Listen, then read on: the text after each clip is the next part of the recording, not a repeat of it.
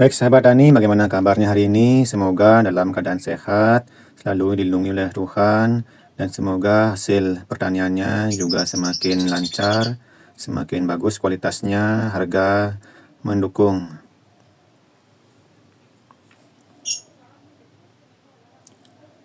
Nah sahabat tani, izinkan kami kembali berbagi pengalaman tentang cara membasmi hama trip sekaligus kutu daun, bercak daun, dan hama wereng pada tanaman jeruk.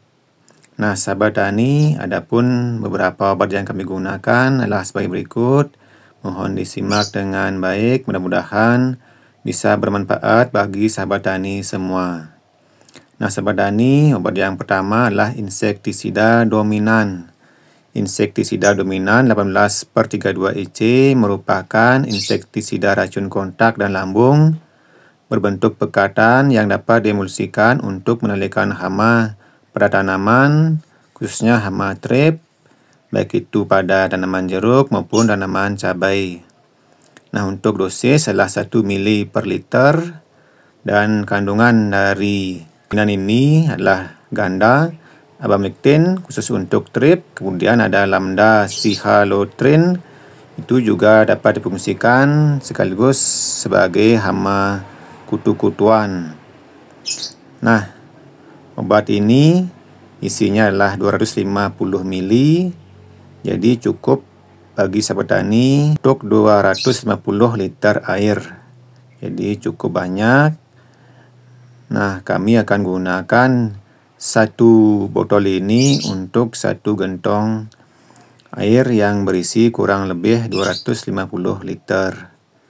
Nah, kebetulan untuk sasaran tanaman yang kali ini kami semprot adalah tanaman jeruk, dan kebetulan tanaman jeruk kami nanti itulah sudah berbuah, sehingga agar tidak buahnya terkena sengatan kutu-kutuan, kemudian tidak terkena trip, kami memilih menggunakan dominan. Ini berkat anjuran dari PPL Pertanian dan berbagai sumber dari sahabat tani yang ada di wilayah kami. Berdasarkan pengalaman-pengalaman tersebut, kami memilih insektisida dominan. Insektisida ini sangat ampuh jika digunakan juga kepada tanaman cabai. Nah, ini dapat diaplikasikan dengan campur dengan berbagai jenis insektisida ataupun fungisida serta pupuk penyubur. Setelah kita campurkan dominan ini, nanti kita akan tambahkan yaitu insektisida lain, yaitu OBR. OBR itu adalah merupakan insektisida sistemik yang bekerja sebagai racun kontak dan lambung, berbentuk tepung yang dapat disuspensikan berwarna putih untuk mengendalikan hama wereng coklat pada berbagai jenis tanaman seperti padi, jeruk, cabai, serta untuk menetas kutu daun.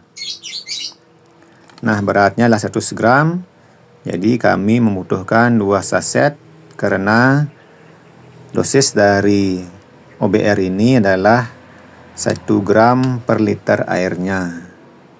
Jadi kandungan atau bahan aktifnya itu adalah imidacloprid 25% yang memang difokuskan untuk meretas hama kutu-kutuan pada berbagai jenis tanaman.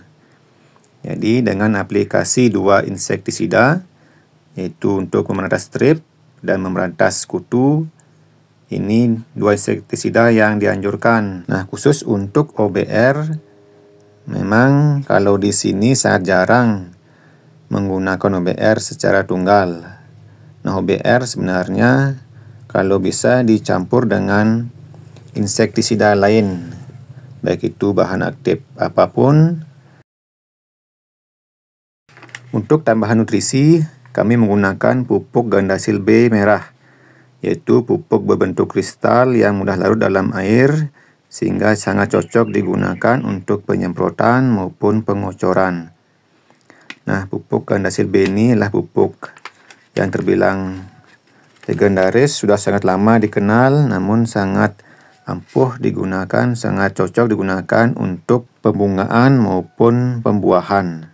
Jenis gandasil ada dua, yaitu gandasil daun yang warna hijau dan gandasil B yang warna merah. Jadi ini yang merah khusus untuk pembungaan dan memperbesar buah dari tanaman sahabat tani.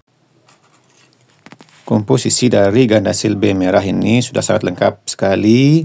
Ada nitrogen 6%, fosfor 20%, kemudian juga ada kalium 30%. Nah, selain kandungan makro, juga ada kandungan mikronya, seperti aneurin, lactoplamin, dan nikotinik asid amide, yaitu berbagai jenis vitamin mikro yang sangat diperlukan untuk tanaman untuk mendukung pembungaan dan memperbesar pembuahan tanaman sahabat tani.